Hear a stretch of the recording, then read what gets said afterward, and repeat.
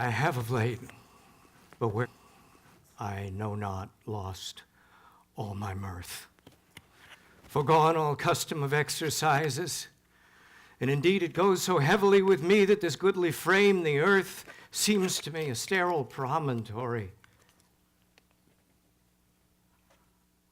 Oh, sorry. Sorry, that was not the speech I was supposed to give tonight. See, I wanted to do this entirely without notes, but then I got nervous. Now my mouth is dry, and my hands are shaking, and I'm kind of sweaty. I'm anxious. Has that ever happened to anyone here? Show of hands, yeah? Okay, now that makes me feel better. A lot of people here have been anxious. In fact, anybody who's sitting next to someone who didn't raise their hand, I'm not sure I would trust them. I'd be a little suspicious of them. Because anxiety is a universal human experience. Now, I can say this with a certain amount of authority for a couple of reasons. One is that I'm a mental health counselor. That's what we say on the West Coast. On the East Coast, we say I'm a therapist. But the other is that, like a lot of people in that profession, I got involved in it. I got interested in psychology in the first place because of my own psychotherapy. I used to have terrible anxiety and the depression that goes along with that. You guys have really chosen to spend your Friday night with a fun bunch of people, haven't you? But I went through a lot of psychotherapy, and I began to get better. So you may ask yourself, why am I standing up here tonight and telling you that I'm anxious if I got better? Because anxiety is a universal human experience. It's not an illness, not by itself. So what is it? I'll give you a working definition. Anxiety is the fear that something is going to stop us from getting what we need. Go all the way back to the beginning of life. Plants made a very wise decision. They can manufacture their own food. So now all they have to do is stand there all day talking about the weather. On a sunny day, they soak up the sun and they make their own food.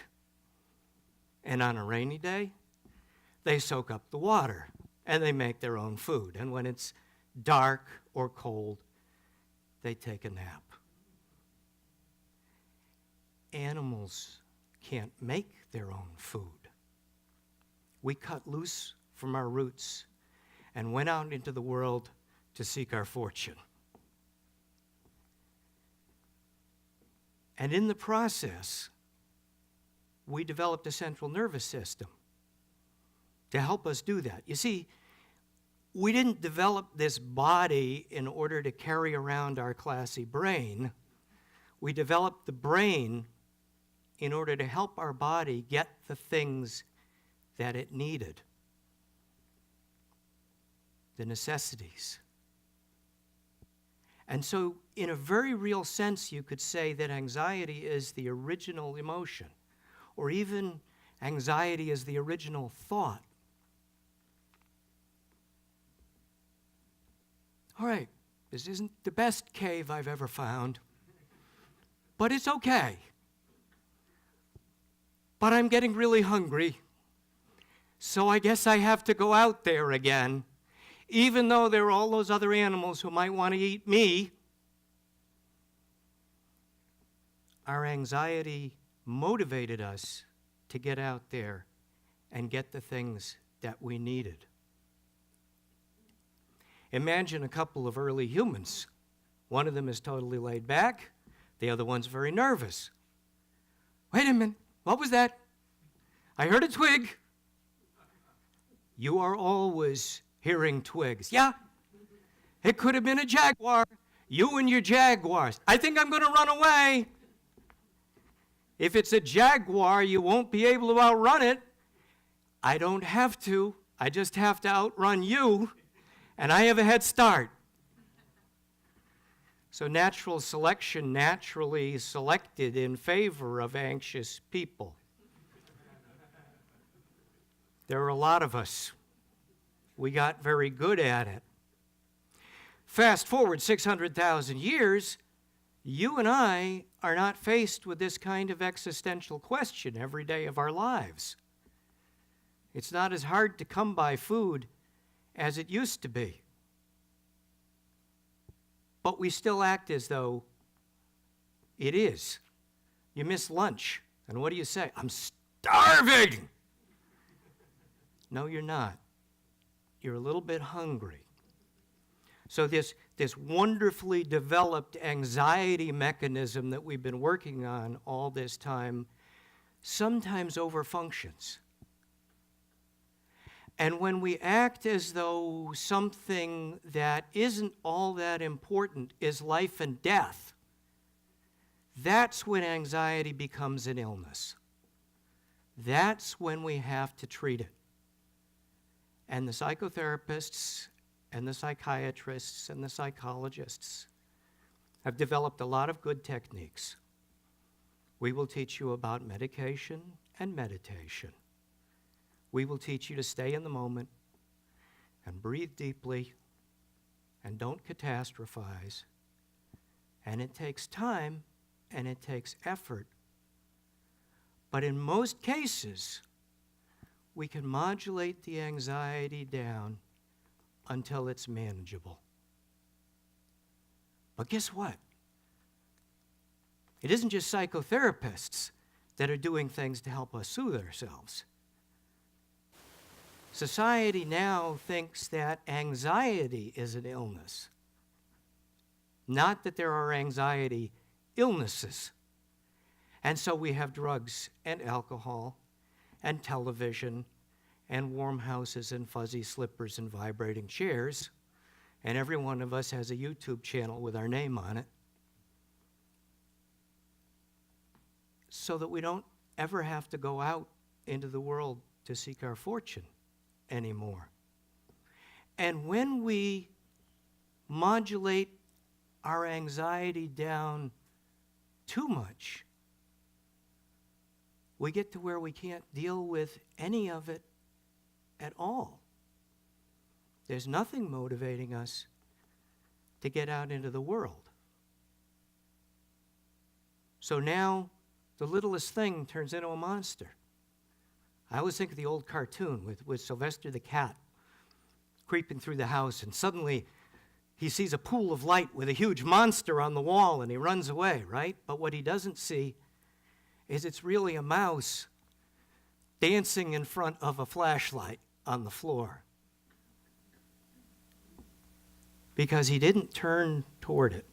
He turned away from it. And we're turning away from our anxiety because we don't think we should be a little bit uncomfortable at all, ever. So how do we correct this? How do we get back to some sense of balance? Because the important thing to remember, I said, most of the time, we're not faced with existential crises that would justify tremendous amounts of anxiety.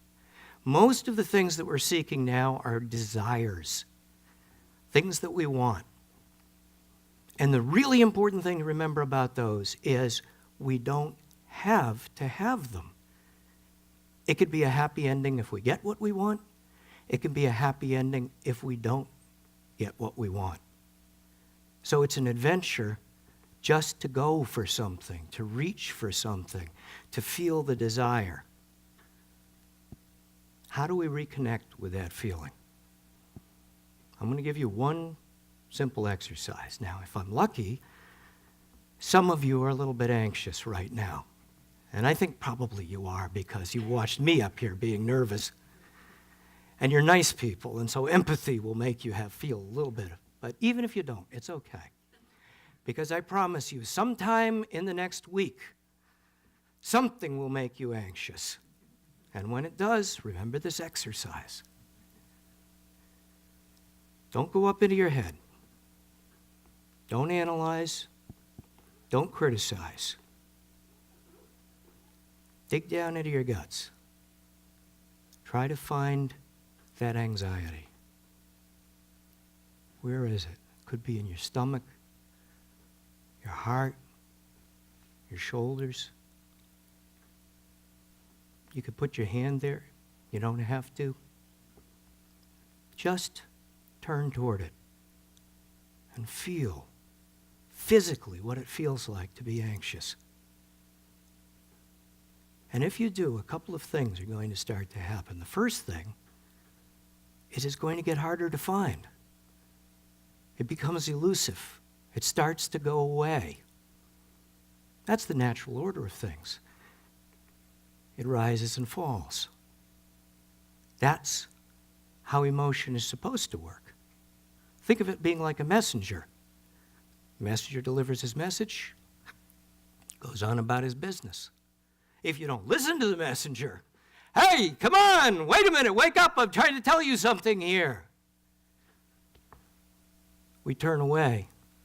We turn it into a monster. But if we just stay with it, it starts to go away. But before it does, something else happens. You start to learn something from it. It starts to change. And if you're surprised at what you observe, you're on the right track. Because that's what learning is. Something I didn't know before. You know, I've always hated the feeling of anxiety. But you know what? This isn't so bad. I can stand this. This is okay. In fact, kind of like it. I'm feeling excited. I'm feeling alive. Because physiologically, there isn't any difference between anxiety and excitement. We supply that up here. We tell ourselves, I'm excited, I'm anxious, I can take this, I can't take this. Just stay with the experience, and it's a very different thing. I can take this. This is okay. I kind of like this. The philosopher Kierkegaard said it better than I could ever say it. He said, anxiety is the dizziness of freedom. In our lives today, we have so many choices. I sometimes say we live like kings. A medieval king couldn't imagine the choices of food and clothing and music that are available to us. And we spend so much time soothing ourselves and calming ourselves and avoiding feeling anything.